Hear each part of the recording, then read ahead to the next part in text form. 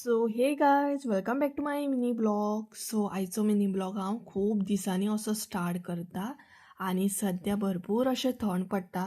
सो ताका लागून न्हय वेदर भरपूर बरें आसता आनी ह्या वेदरान न्हय म्हटल्यार झाडां बीन भरपूर बरी ग्रो जाता.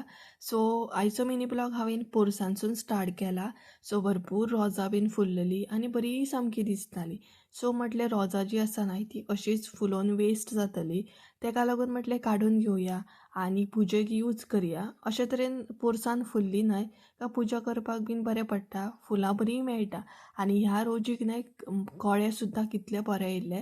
सो सद्या म्हणटा तशी हांवें व्हिडिओ बीन घातलेलो आसा कशें कितें आमी माती बीन यूज करता झाडांक ती. तो जर व्हिडिओ पळोवंक ना तुमी लॉंग व्हिडिओन पळोवंक शकता.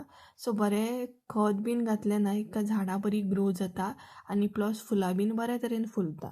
आनी सद्या थंडीचे दीस आसा सो कसलेंय झाड जर तुमी लायलें ना जाल्यार बरें ग्रो जाता. सो हांगसर हांवें रोजां म्हणटा तशी काडून घेतली आनी हेज्याकून व्हडली अशी रोजां जाता ती, पण हांवें धाकटीच आसतनाच काडून घेतली.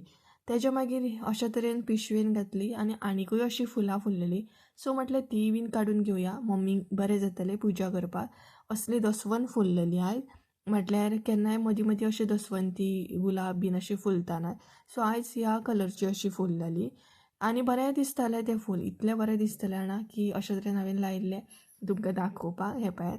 तेज्या मागीर हांगसर हांवें टमाट्याच्यो बियो घातलेले आसा, लॉंग व्हिडिओन तुमकां पळोवंक गावतलें.